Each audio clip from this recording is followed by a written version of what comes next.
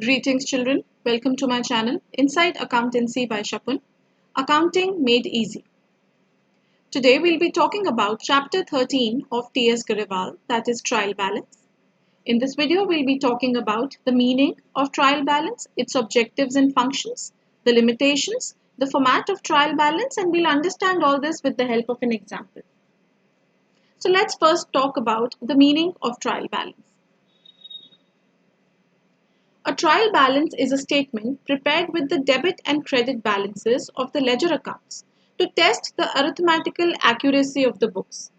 So basically, trial balance is a statement which is prepared with the various balances that we get from the ledger accounts, and we do this in order to check the arithmetical accuracy of the books of accounts. As we have studied in the first chapter of your book about the accounting process. So if I pen down the accounting process, our accounting process goes like this, that first we need to prepare journal or the subsidiary books. After the preparation of that, these journal or subsidiary books, then we prepare the ledger accounts, which are the T-shaped accounts.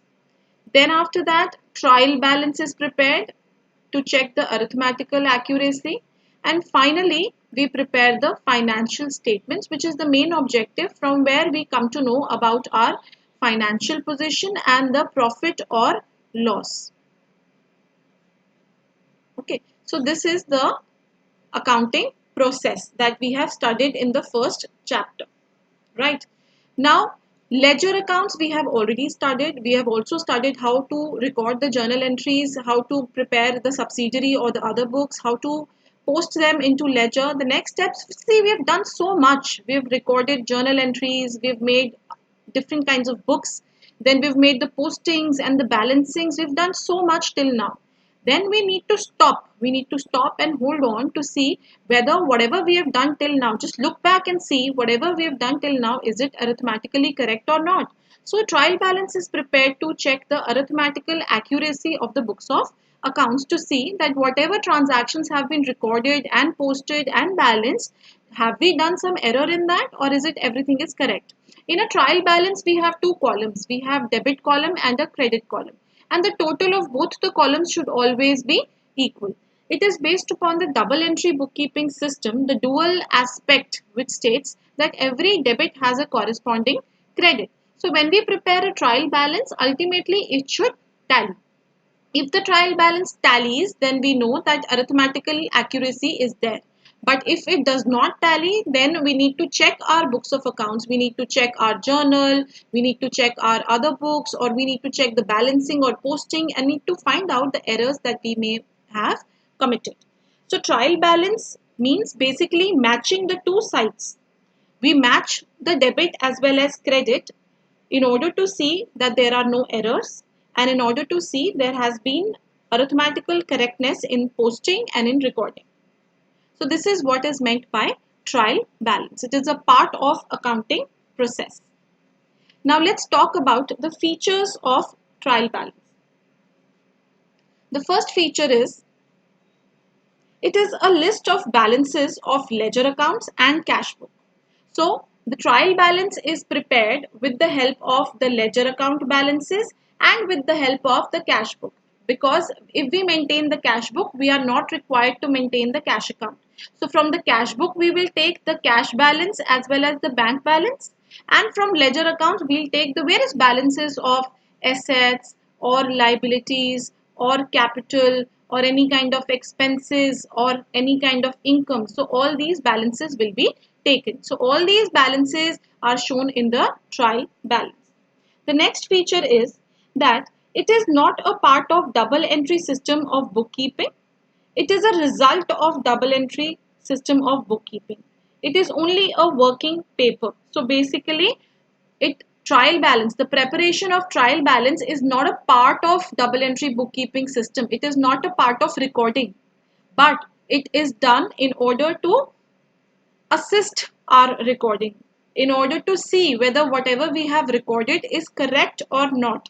That is why we say that double entry bookkeeping can be done without the trial balance also, but preparing a trial balance is the result of double entry system because it tells us about the arithmetical accuracy. The third feature is that it can be prepared on any date. Any date if the accounts are balanced. So whenever we do the balancing, whenever the ledger accounts, whenever we prepare the ledger accounts and then we balance those ledger accounts, after we balance them, after the balancing is done, then any time the trial balance can be prepared. So it's not necessarily prepared at the end of the accounting year. It can be prepared, let's say, after 4 months or 6 months or like quarterly, fortnightly, anytime the trial balance can be prepared. The only condition is that the accounts should be balanced. Moving on to the next feature. The next feature of trial balance is that it verifies the arithmetical accuracy of posting of entries from the journal to the ledger. So you know that when we record the entries in the journal, after that we post them in the ledger. So whether the entries have been posted correctly or not, whether they have been posted at the correct side or not, all that is ascertained with the help of trial balance. The next feature is it is not a conclusive proof of the accuracy of the books of accounts, since some of the errors are not disclosed by the trial balance. For example, there may be some error of principle, as in some kind of principle of recording in the books of accounts has not been followed. That kind of error will not be reflected in the trial balance. There might be some compensating errors which so there can be some compensating errors. Basically, compensating errors are those errors which nullify the effect of each other. So there might be two errors which ultimately nullify the effect of each other, so hence they will not be shown in the trial balance. Similarly, the error of principle, as I just explained, in case of error of principle also, it will not be shown in the trial balance. So we cannot say that it is a proper proof, a conclusive proof of the accuracy of the books. No, there are some errors which may not be revealed with the help of the trial balance. The next feature is it is helpful in preparation of the trading account, profit and loss account and the balance sheet. Now the trading account and the profit and loss account and the balance sheet, all these are part of the financial statements, and that is the last step in the accounting process. Financial statement involves the preparation of these three accounts: trading account, profit and loss account and the balance sheet. And with the help of this we come to know about either our profit and loss also, as well as we come to know about the financial position in terms of assets and liability. So all this can be ascertained with the help of financial statements, and financial statements can be prepared with the help of trial balance. So these are the features of trial balance. I hope that is clear. Moving on to the next topic, that is objectives or functions of trial balance. Okay, so the objectives or functions of trial balance, the first one is to ascertain the arithmetical correctness of ledger accounts. I have already explained this. It helps us to determine whether the posting is correct, whether the accounting process is correct or not. The second objective is to help prepare the final accounts. I just explained it to you that for the preparation of financial statements, that is the trading account, profit and loss account and balance sheet, it is required. Trial balance is required. The next function or objective is it is a summary of each account. Why? Because every account that is maintained in the ledger will be balanced in the end. So the trial balance is a summary of each ledger account. The ledger account may have to be referred only when more details are required in respect of that account. Otherwise, if we want to know only the balances of specific accounts, for example, what is the balance of cash, what is the total amount of purchases, what is the total amount of sales, all this information can be obtained directly from the trial balance. We do not need to open our ledger books for that. The last objective is to help in locating errors. Why it helps in locating errors in the maintenance of the books? Because when we prepare the trial balance, we come to know about the errors which may have been committed, because of which the trial balance is not tallying. Not tallying means the debit and the credit side are not equal. So if the debit and credit side are not equal, we know we have committed some kind of error, and we can look back in our books and try to rectify the same. Moving on. Now let's talk about the limitations of trial balance. A trial balance is not a conclusive proof of the absolute accuracy of the books of accounts.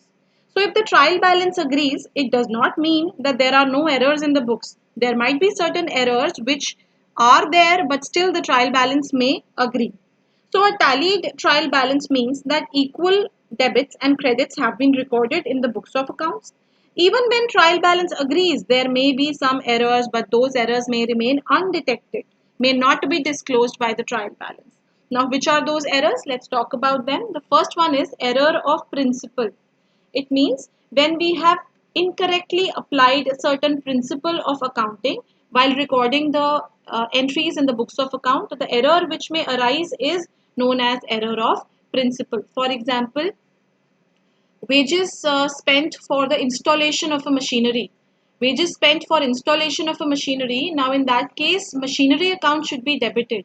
But if we debit wages account, that is the error of principle, because the amount that is spent at the time of installation should always be added to the cost of the particular asset. So on that logic, machinery account should have been debited, but we have debited the wages account. So that's the error of principle. In a nutshell, if we talk about, instead of debiting the machinery account, we have debited the wages account. So there is a debit, right? So this kind of error will not be reflected by the trial balance. The next one is error of compensation or compensating errors. Now compensating errors means that maybe because of one error the debit side is decreased by rupees 500, and because of another error the credit side is decreased by rupees 500. So what would happen? Because of both the errors, ultimately 500 is reduced from both debit and credit side, which will ultimately lead to tallying of the trial balance. The next limitation is the transactions completely omitted from recording in the books of accounts cannot be deducted. Now there might be a certain case where a transaction is completely omitted. Omission means you like a particular transaction has not been recorded in the books of accounts. So some transactions may be omitted, so that also will not be revealed in the trial balance. The next limitation is recording both aspects of the transactions twice in the books of accounts. So sometimes we may record twice in the books of accounts. For example, cash has to be debited with 500, but we have debited it twice by rupees 500. So this will be a error of recording twice, another limitation of trial balance. Then another limitation will may be wrong posting. So you may either, while preparing your ledger accounts, you may either post on the wrong side. For example, 500 had to be put on the debit side. This was correct, but by mistake you put it on the credit side. So this is wrong. So this kind of posting can be there. Or maybe 500 had to be put on the debit side, but instead of 500 you have put only rupees 50. So there might be wrong posting, or there might be wrong amount which may be done, which I have just explained. Both these things I have explained here with this example. So this was all about the limitations of trial balance. Now let's talk about how to prepare a trial balance, which is very, very easy. So let's look at the format of trial balance. So trial balance, as you can see, it is always prepared on a particular date. It is always prepared on a particular date. After the balancing of ledger accounts, you can prepare it on any date. Then under heads of account, you need to write the names of the accounts which have different balances. The names of the accounts can be available from the ledger. So where how many accounts have been made in the ledger, all those accounts, if they have a balance, they have to be transferred from ledger to the trial balance. Ledger folio, you all know, is the page number of the ledger book. If the balance is debit, then it is put in the debit column, and if the balance is credit, then it is put in the credit column. And then we find out the total of debit and credit, which should be equal. So the total of DR and CR, as per the dual aspect, this should always be equal. If this is 1, 2, 3, this should also be 1, 2, 3, which indicates that our arithmetical accuracy is correct and our books are correct. Moving on. Now let's take an example. For example, if this is a ledger account that is given in the ledger book, right? I have just taken some imaginary transactions here. Then we did the balancing. This was our balance carried down, which was brought down to the next period as 40,000, to the next accounting period. Now, while preparing trial balance, you have to look at the opening balances. Okay, you have to look at the opening balances. Now, in this question, if you look, the opening balance is given on the debit side. So that means Rajan account has a debit balance. Also, please also remember, I'm writing something here. If the debit side is greater, then we say it's a debit balance. And if the credit side is greater, then we say it's a credit balance. Now in this particular account, Rajan's account, while balancing the debit and credit side, which side was greater? Here we had 50,000 and here we had how much? 10,000. The greater side was debit side, so that's why we say it's a debit balance. That's one way of ascertaining the balance of an account. The second and the easiest hint for you would be, just look at the opening balance of that account. Since the opening balance has been brought to the debit side, that means Rajan has a debit balance. Simple. So this, how will it be shown in the trial balance? Let's have a look at that as well.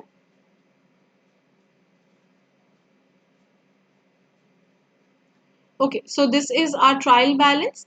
We had maintained Rajan's account. So Rajan's account will be, it had a debit balance. So therefore the amount will be shown under debit column and nothing under credit column. Let's take another example.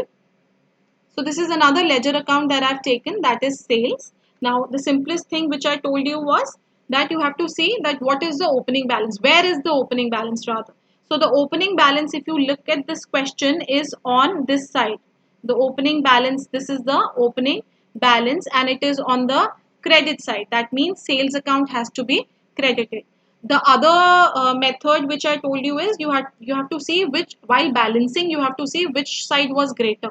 So while balancing, as we can see, the CR side was greater, therefore sales has a CR balance. But I feel that you should always look at the opening balance. That is the easiest thing and you will never forget it.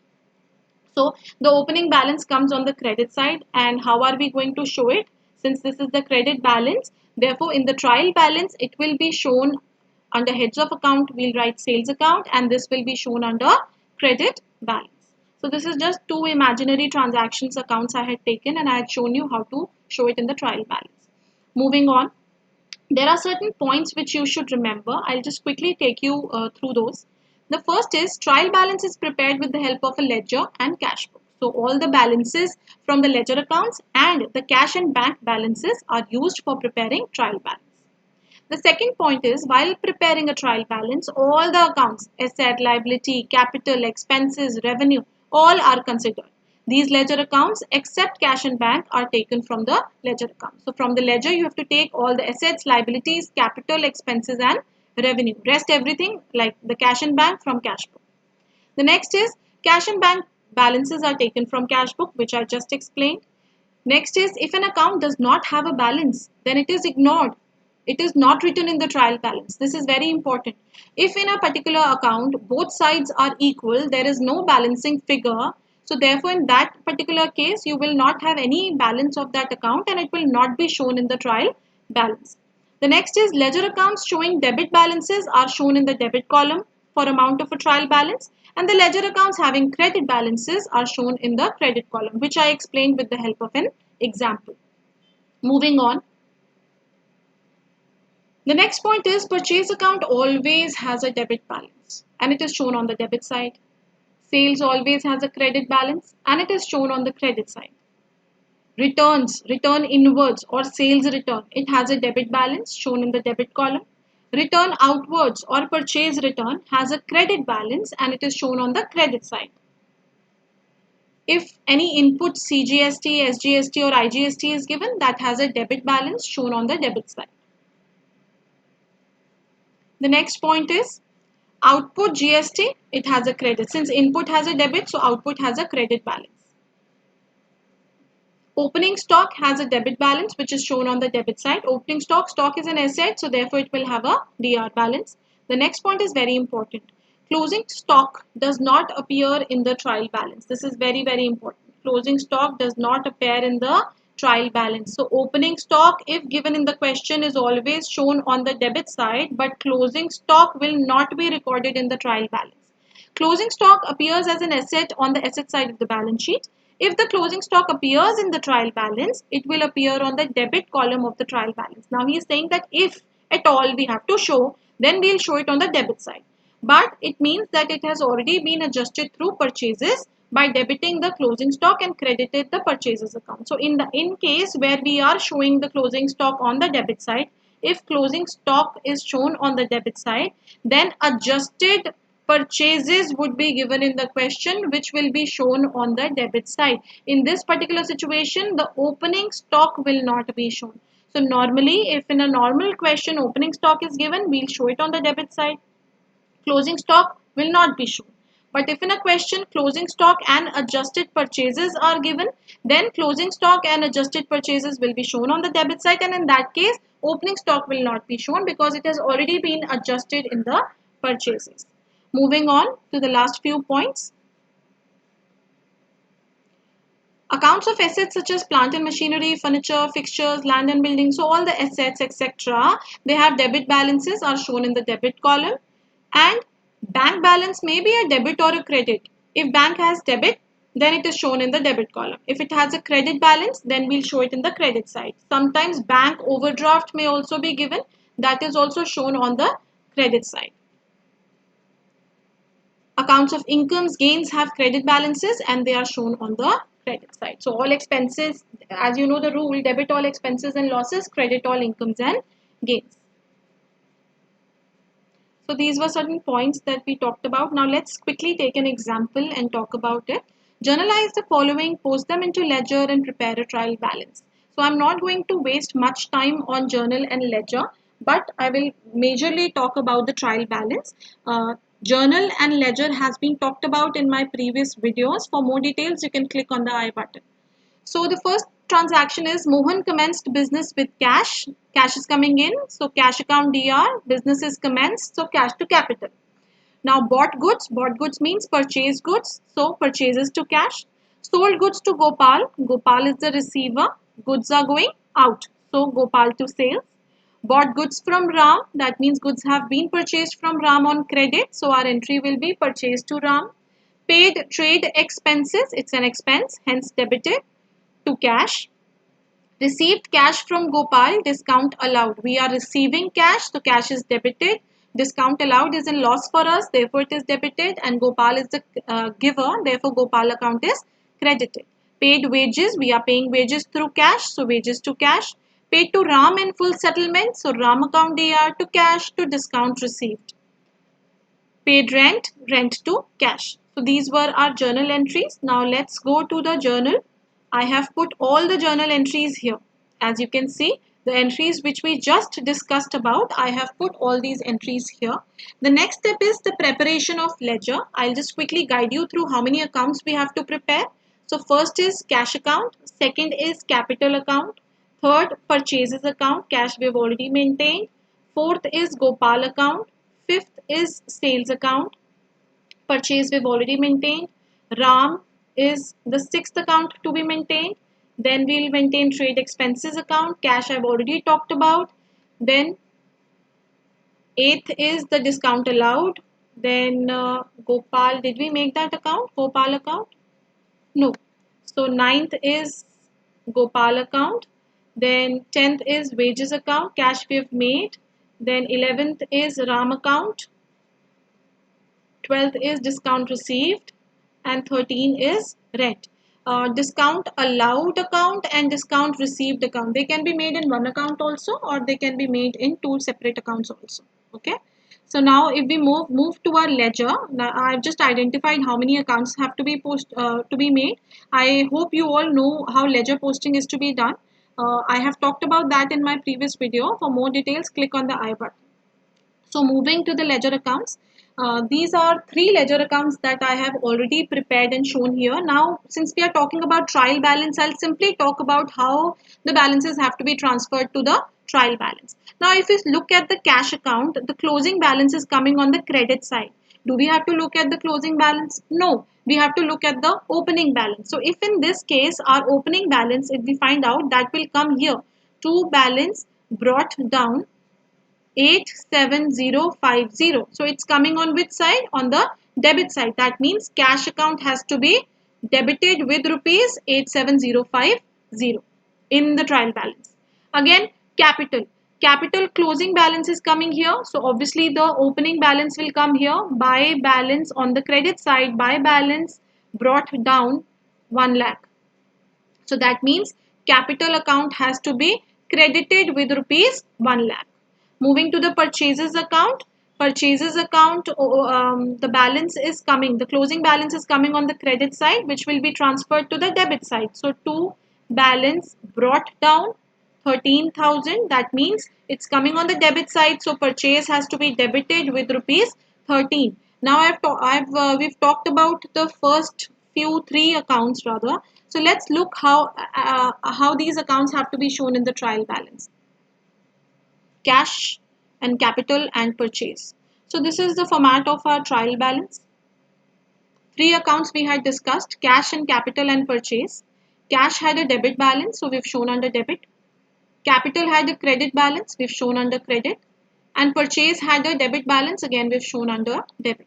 How did we find out which balance it had? By looking at the opening balance. So if the opening balance is on the debit side, then it's a debit balance. If the opening balance is on the credit side, it's a credit balance. Moving to the next set of ledger accounts. Now we have sales account here. Just a second. Yeah. So now we have sales and Gopal and Ram and trade expenses. First look at sales account.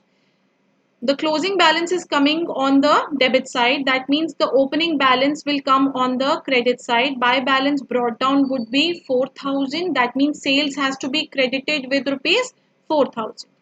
Look at Gopal now. Now in the Gopal account, I cannot see any balance carried down. Why? Because on the debit side, I have 4,000. On the credit side, again, I have 4,000. So both sides are equal. There is no closing balance. So obviously there will be no opening balance also. So this particular account will not be shown in the trial balance since it does not have a balance. Similarly, in case of Ram also, we on the debit side we have 8,000, on the credit side also we have 8,000. So there is no closing balance and obviously there is no opening balance. In this case, again this account will not be shown in the trial balance. Now let's talk about the trade expenses. Trade expense balance, closing balance is coming on the credit side. So obviously opening balance will be shown on the debit side, 2,000. That means trade expenses has to be debited with rupees 2,000. Now from these set of accounts, only two have been identified. One is sales and the other is trade expenses. Sales has a credit balance and trade expenses have a debit balance. Now let's look at the trial balance now. So sales on the credit side and trade expenses on the debit side. Now let's look at the last set of accounts here. So we have discount received account, wages account, discount allowed account and rent account. Look at discount received, closing balance here. So obviously opening balance on the credit side, that is 300. So discount received is to be credited with rupees 300. Wages, opening balance on the debit side since we have closing here. So wages has to be debited with rupees 700. Discount allowed, again opening balance on the debit side, to balance brought down 50 since we had the closing here. So discount allowed has to be debited with rupees 50. Rent, again closing balance on the CR side. So opening on the debit, to balance brought down 1500. So rent again has to be debited with rupees 1500. So discount received has a credit balance. Rest all these three, wages, discount and rent, they have a debit balance. So how will we show? Discount received CR balance, wages debit, discount allowed debit and rent also debit. So after we do all this, we've put all the ledger accounts here. After we do that, then we are required to find out the total of debit and the total of credit side. As you can see, the total of debit and credit is equal, which means that our trial balance is tallying. You can see the total here, both are equal. That means we are arithmetically correct. Moving on. Let's have a look at the various balances of certain accounts. I've just mentioned few general accounts here and I'll be talking about their balances. In case of assets, assets always have a debit balance. Liabilities always have a credit balance. Capital always has a credit balance. Expenses or any kind of losses would always have a debit balance. As you know from the rule also, debit all expenses and losses, credit all incomes and gains. So all incomes and gains will have a credit balance. As far as assets, liabilities and capital is concerned, you can remember the modern approach. So in case of modern approach, you know assets have a DR balance, liabilities have a CR and capital has a CR. Purchases, goods are coming in. So purchase would have a debit balance. Sales would on the other hand have a credit balance. Purchase return, since purchase has a DR balance, so purchase return would have a CR balance. And sales return, since sales has a CR balance, so sales return would have a DR balance. That is a top tip that I've given for you. Kindly take a screenshot of this page and it will help you to remember the balances, because all the accounts are classified under these main headings only. So assignment on the basis of the concept that is taught, you have to attempt question number 1 to 8 from T.S. Garewal. I hope the concepts are clear to you. We have talked about the meaning of trial balance, the objectives and functions, the limitations, and preparing trial balance, a full-fledged question with the help of an example. So thank you so much for listening to me so patiently. If you have any questions, then you can email me on my email ID, or you're most welcome to leave your comments. Please like, share and subscribe to my video. Thank you so much for being so patient. This is Inside Accountancy by Shakun signing off.